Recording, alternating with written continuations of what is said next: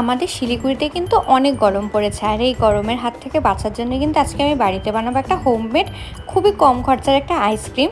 তো সবার ফার্স্টে কিন্তু আমার ঘরে এই যে একটা আম পান্না জুস ছিল, যেটা মাজার।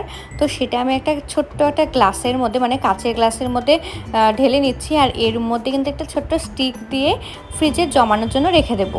ছোটোবেলায় কিন্তু আমি প্রায়শই এরকমভাবে গ্লুকোজ দিয়ে আইসক্রিম বানাতাম, আর খেতে কিন্তু সত্যি খুব টেস্টি হতো।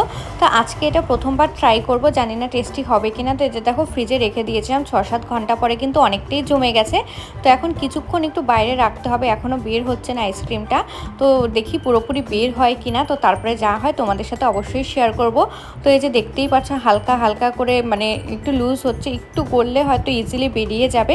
তো বেরোনোর পরে কীরকম হচ্ছে সেটা তোমাদের সাথে অবশ্যই শেয়ার করব। তো চলো তার জন্য কিছুক্ষণ একটু ওয়েট করি। তো কিছুক্ষণ ওয়েট করার পরে কিন্তু দেখো আমি কিন্তু আমার আইসক্রিম নিয়ে চলে এসেছি। আর এটা কিন্তু হালকা হালকা করে ঘুরছে, এবার আস্তে করে একটু টানবো যাতে বেরিয়ে যায়। আর আমি তো দেখার জন্য খুবই এক্সাইটেড যে আমার আইসক্রিম রেডি হয় কিনা। তো দেখছোই কি সুন্দরভাবে আমার আইসক্রিমটা বেরিয়ে এসেছে, আর খেতে কিন্তু জাস্ট অসাধারণ হয়েছে। তো গরমের মধ্যে কিন্তু এরকম আম পান্না আইসক্রিম তোমরাও বাড়িতে বানিয়ে খেতে পারো, খুব ইজিলি, কোনো ইনগ্রিডিয়েন্টস লাগবে না, শুধু ফ্রিজে একটু জমালেই হয়ে যাবে। তো খেতে কিন্তু জাস্ট দারুণ হয়েছে। তো দেখাচ্ছে নেক্সট ভিডিও।